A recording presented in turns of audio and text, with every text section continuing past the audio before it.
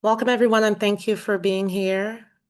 My name is Candice Aaron, and I am honored to spend some time with you today and present on PTSD. That's our focus for our topic this afternoon. We'll talk a little bit about its causes, symptoms, some treatment options, and community resources. As we go on, I want this to be as interactive as possible, so feel free to drop any comments or any thoughts in the chat. So, um, as we get into the agenda, as I said, we'll walk through what PTSD is, how it shows up in people's lives, what we can do as professionals, family members, neighbors in response to supporting someone that might have a PTSD diagnosis. A little bit about me. I am a mental health professional in Peachtree City. Um, I am also a military veteran, and so I've been walking alongside persons with a PTSD diagnosis for about over 10 years in one capacity or the other.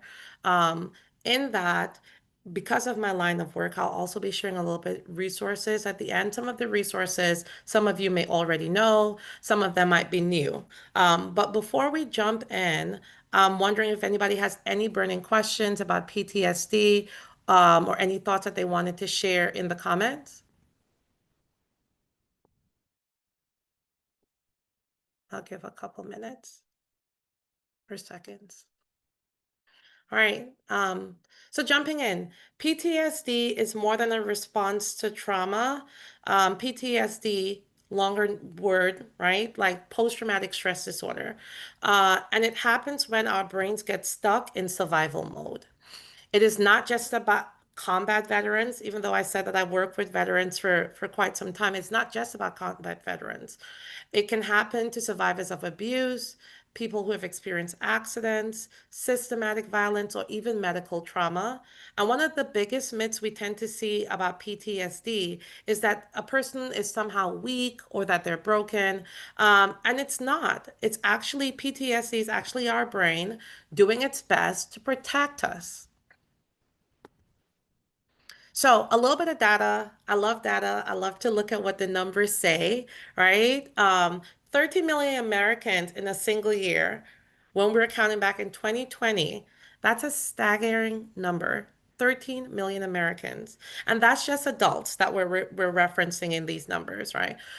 Women are statistically more likely to be diagnosed with PTSD, which one might be reflected because there's underdiagnosing that happens sometimes with men. There's cultural factors, but women also tend to be exposed to higher rates of violence.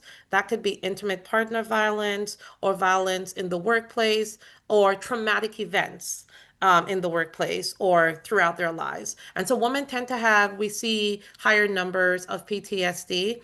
Veterans also face PTSD, but they're only one part of the story when we think about PTSD, right? Um, so when we think about the numbers and we think about, and this is back in 2020, right? We see that PTSD is a diagnosis that's fairly, we would say, common. So some of the common causes of PTSD is that PTSD can be caused by a single overwhelming event or repeated exposure to the stress. Oftentimes, people that I have worked with think like, well, I just had one car accident.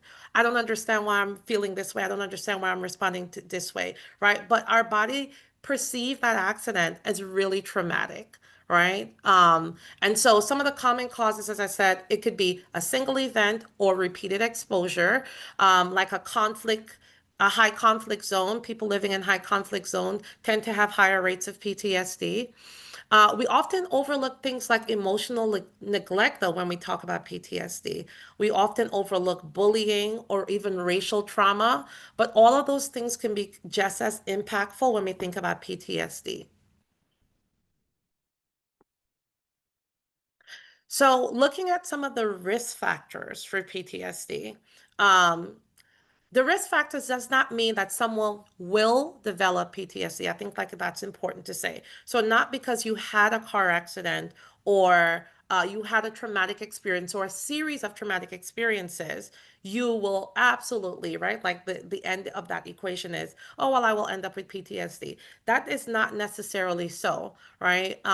But they do tell us who might need some additional support. When we look at some of these risk factors, it tells us like, well, maybe we need to look at this person and make sure that they are adjusting well following the traumatic events or the series of traumatic events, right? For example, someone in the helping profession might see trauma every day, and that cumulative exposure builds up. We saw this a lot during COVID, right? Our first line responders were experiencing high levels of stress, high level of loss. It was a really traumatic time, and some of those people came out with PTSD at the end of that period. And if you think about also if you're a caregiver, right? If you are in a job that is a high conflict job, right? You might also be exposed to risk factors that may lead to PTSD.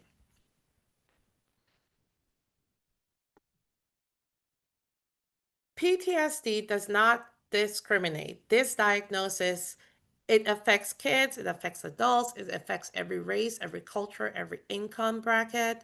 All right. It does not just affect police officers and military personnel. Like anyone can be exposed or at risk for getting a PTSD diagnosis. But the way symptoms show up can be shaped by culture. It can be shaped by stigma. Some people may even express distress somatically in their bodies, right? Or avoid mental health care altogether. So some people have a PTSD diagnosis or are suffering from PTSD, right? And how it shows up, it might look different. For some people, it's chronic pain in the body. Some people are hypervigilant, and we'll talk a little bit about the symptoms on the next slide. Some people have difficulty sleeping. In children, we might see aggression, right? But it doesn't discriminate. Anybody can experience it, but they just experience it differently. So some of the symptoms that I talked about, right, range from nightmares and flashbacks to feeling numb or even feeling hyper alert. In my experience in working with military personnel specifically, right, there are some clients who can't, for example, sit at a restaurant with their back facing the door. They have to sit where they can see who's coming and going, right? Because they're hyper alert, they're hyper vigilant, they always feel in their body like anxious, and they need to be careful, they need to be mindful, they need to be looking around.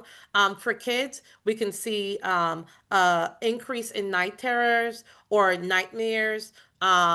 They might revert back to earlier age and stage as an expression of following a traumatic event.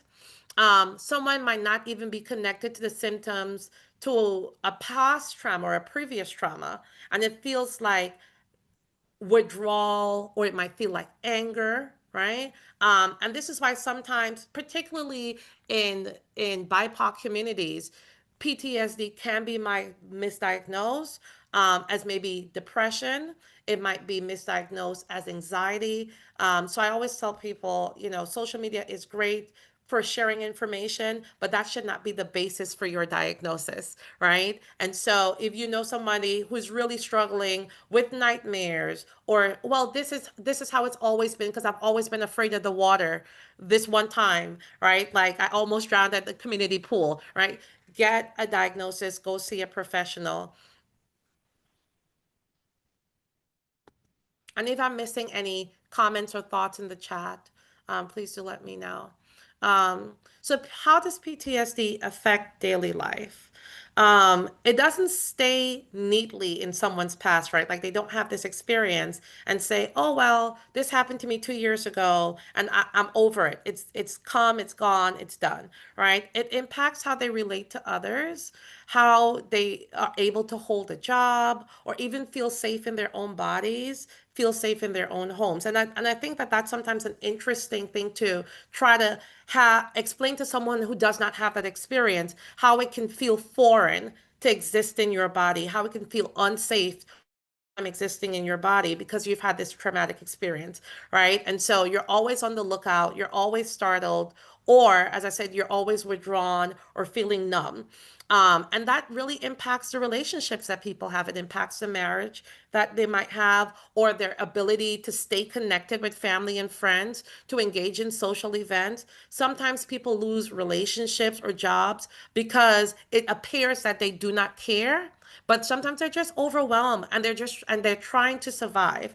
Like I highlighted in the previous slide, right? It's your brain kicking into survival mode full time, right? And so people are just really focused sometimes on just trying to survive.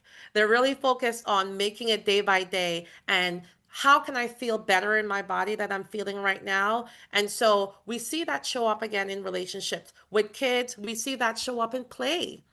Sometimes they're unable to play with other people. Sometimes they become really withdrawn and shy. Sometimes they become really aggressive.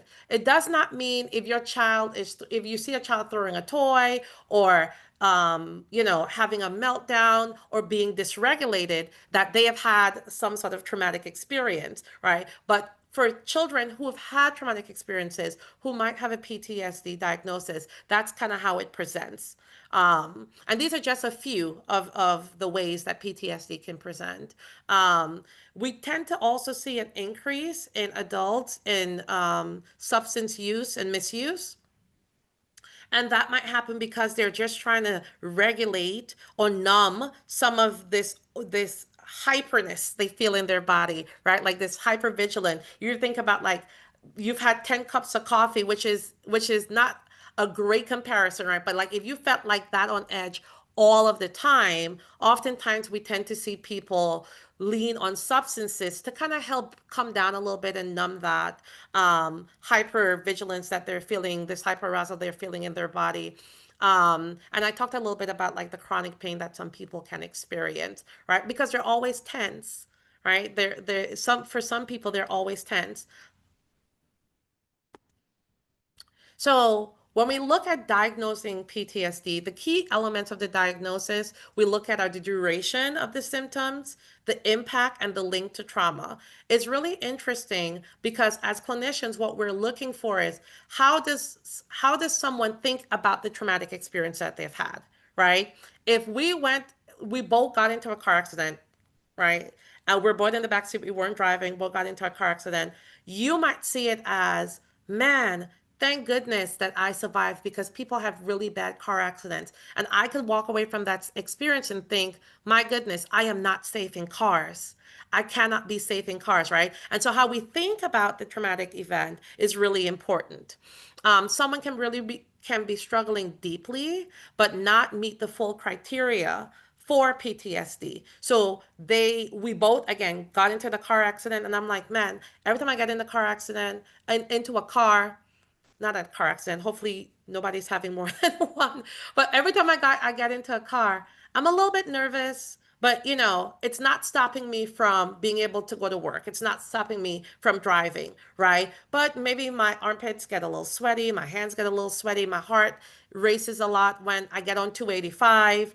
But I'm able to kind of get through. And not to say that, excuse me, it's normal to feel that way, right? It's not, I'm not saying that every time you get in the car, if your armpits are like, whoo, if your heart is racing, maybe you have some anxiety, and we can work through that in therapy. And we'll look at some of the resources closer to the end of the presentation, right? But that doesn't necessarily mean that you have a PTSD diagnosis or you need to get a PTSD diagnosis. Um, but it could mean that you need some support, right? So I wanted to kind of make a distinction there. What we look at are, again, like the symptoms lasting more than 1 month, and how serious is the level of distress that the person might be experiencing. Is it impacting your ability to leave home? Is it impacting your ability to engage with others? Have you lost your job recently? What's happening with your marriage? What's happening with your relationship with your child? Are you able to go to the doctor? If we're seeing like a varied impact on your life, right? We look at these things as part of the criteria for diagnosing PTSD.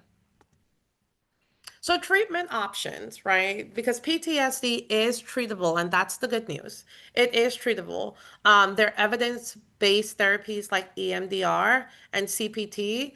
And I don't want to get too much into the weeds about these, but we do know that these are research shows that CPT and EMDR can literally help rewire the brain, right? These modalities are very effective on supporting people with PTSD.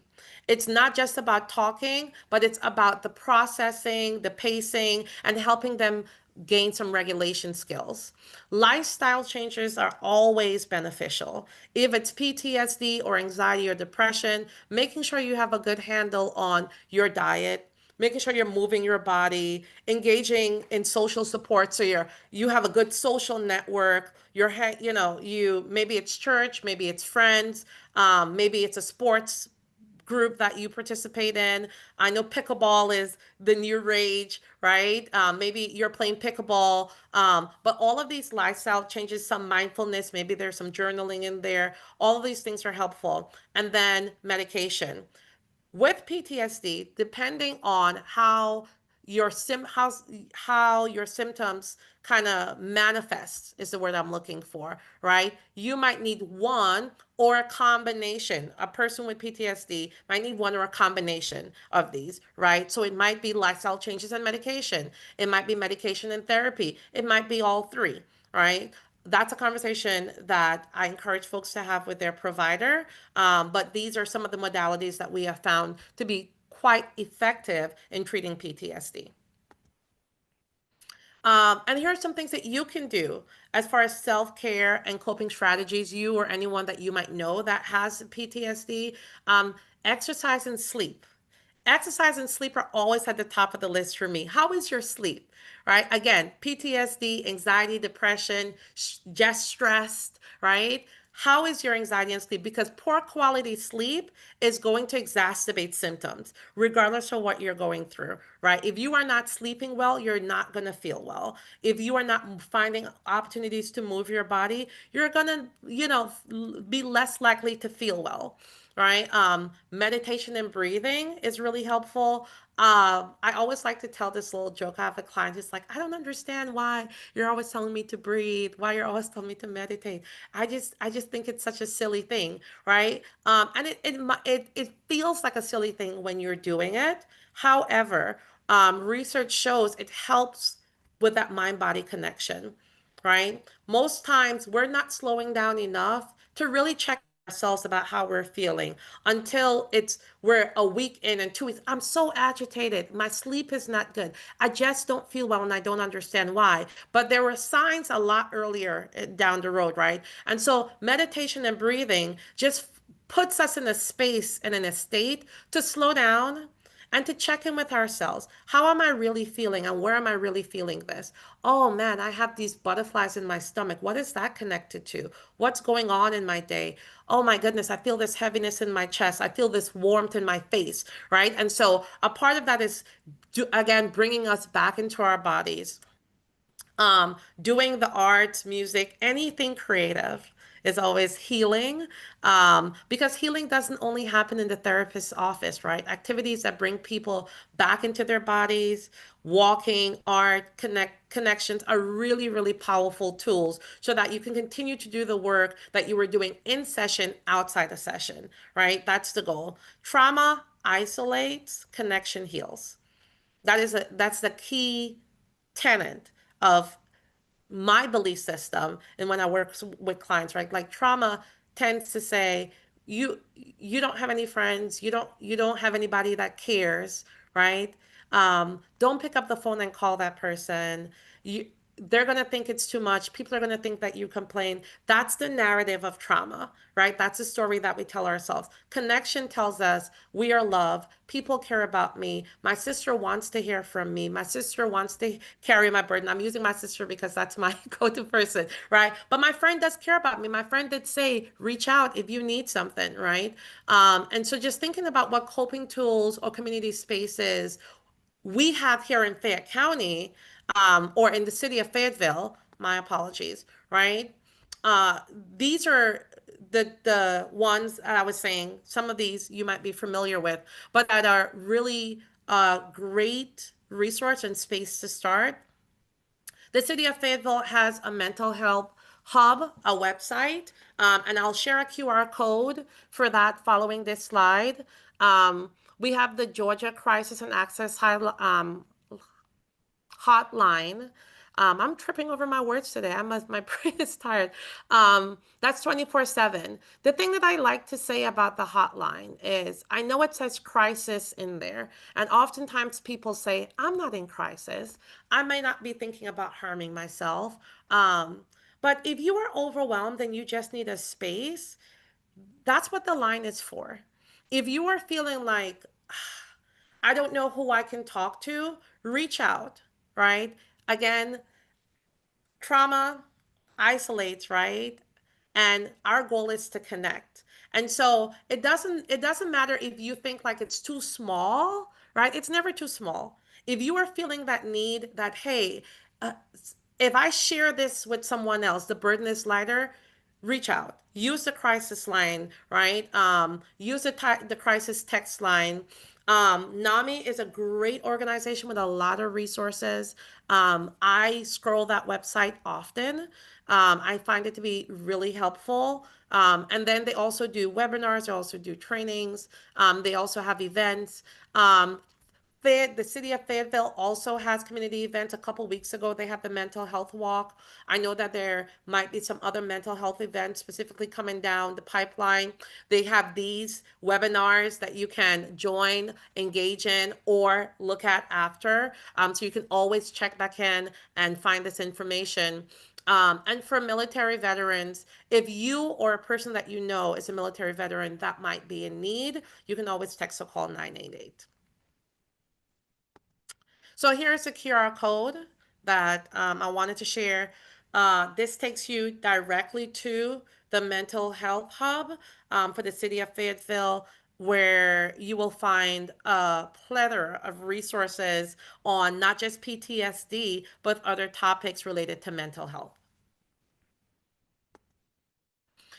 So in wrap up, I want to say PTSD awareness starts with understanding, but it grows when we take action, right? Whether that's sharing resources, checking in with someone, or simply just holding space without judgment, sometimes just listening is such a relief. Sometimes people really have a deep need to feel heard and so that they can feel connected. So shifting the narrative from what's wrong with you to like what happened, right? Like tell me about your story. And really just thinking about how we can support each other in that way, using the resources, picking up the phone, sending a text, checking in, because seeking help is strength, right? Like we want to make sure that we're always thinking about connection. So I want to thank you guys for joining me for this quick webinar on PTSD. I want to really thank the city of Fayetteville for doing this great work and creating this space for people to get information and to build awareness around mental health, build awareness around a lot of these topics. I've included my email address if anybody's interested in reaching out to me. I don't have my eyes on the chat. Okay. I want to thank everybody for joining us. If you have any questions, I will stay on for a bit. Feel free to drop it in the chat. If not, I want to thank everybody for joining us today for this webinar. And I hope you enjoy the rest of your evening.